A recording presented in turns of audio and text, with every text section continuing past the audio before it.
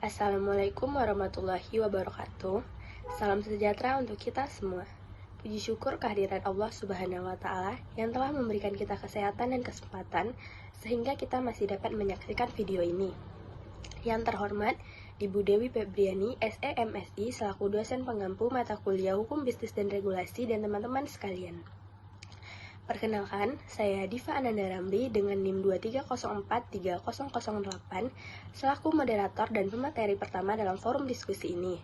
Adapun anggota kelompok saya Dinisa Devindaru dengan NIM 230430009. Pada pertemuan kali ini ada 5 topik yang akan kita bahas.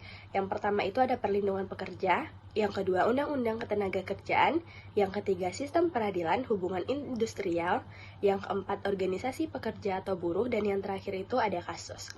Baiklah, langsung saja kita lanjut ke penyampaian materi yang pertama. Yang pertama itu ada perlindungan pekerja. Perlindungan pekerja dalam hukum ketenagakerjaan bertujuan untuk melindungi hak-hak pekerja dan menciptakan hubungan kerja yang seimbang antara pekerja dan pengusaha. Terdapat beberapa prinsip dan bentuk perlindungan tenaga kerja yang perlu kita pahami. Yang pertama itu ada prinsip perlindungan tenaga kerja.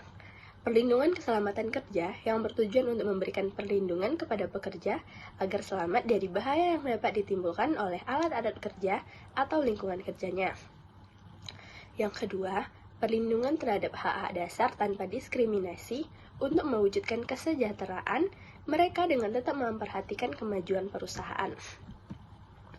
Yang ketiga, ada perlindungan terhadap pekerja dari tekanan pihak yang kuat, seperti pengusaha atau perusahaan, demi memastikan sistem hubungan kerja berjalan harmonis. Yang kedua, ada bentuk perlindungan tenaga kerja, seperti perlindungan ekonomis, sosial, dan teknis, perlindungan keselamatan dan kesehatan kerja termasuk jaminan sosial, perlindungan terhadap hak-hak dasar pekerja tanpa diskriminasi. Perlindungan tenaga kerja diatur dalam Undang-Undang Ketenagakerjaan yang memberikan jaminan hukum bagi perlindungan tenaga kerja.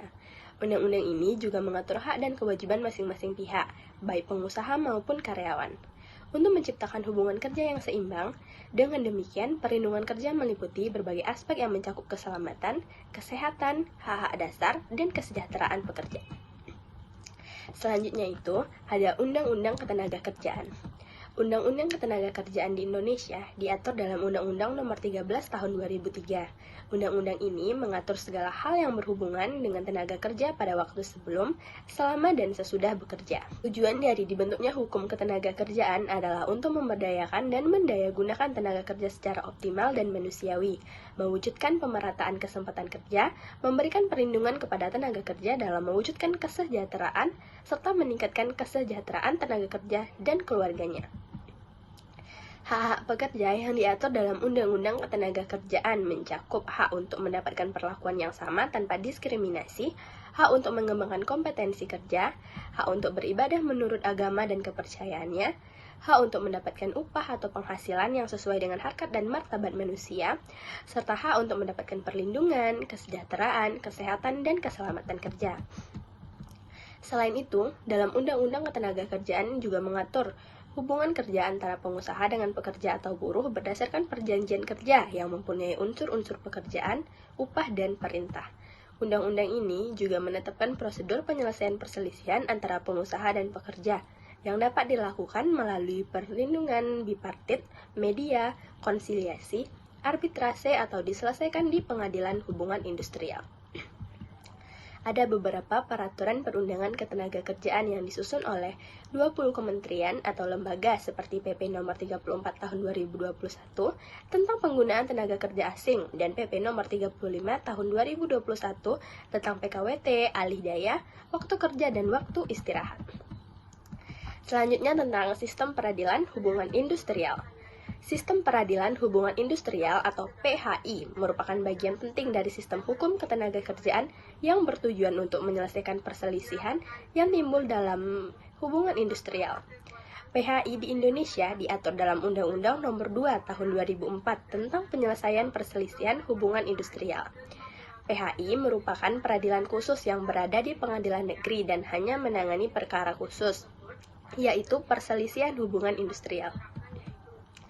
Terdapat beberapa mekanisme penyelesaian perselisihan hubungan industrial, antara lain Upaya bipartit melalui perundingan antara pengusaha atau gabungan pengusaha dan pekerja atau serikat pekerja atau antar serikat pekerja dalam satu perusahaan yang berselisih.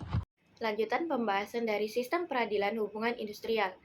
Nah, yang kedua ada tripartit, melalui konsiliasi untuk mencapai kesepakatan dan jika tidak tercapai dapat diajukan gugatan ke pengadilan hubungan industrial. Yang ketiga ada gugatan ke pengadilan hubungan industrial. Jika penyelesaian melalui upaya bipartit dan tripartit tidak mencapai kesepakatan, maka perselisihan ini dapat diajukan ke PHI. Konsep membangun sistem peradilan hubungan industrial yang berwibawa dimulai dengan perubahan secara kelembagaan terhadap Sistem Undang-Undang Nomor 2 Tahun 2004 tentang penyelesaian perselisihan hubungan industrial. Selanjutnya, organisasi pekerja atau buruh. Organisasi pekerja atau buruh adalah organisasi yang dibentuk dari, oleh, dan untuk pekerja atau buruh baik di perusahaan maupun di luar perusahaan, dengan tujuan untuk melindungi hak-hak karyawan atau buruh. Organisasi ini diatur secara resmi dan secara hukum di Indonesia dengan diberikan hak untuk membentuk, bergabung, dan memperjuangkan hak-hak kerjanya secara kolektif melalui serikat pekerja atau serikat buruh.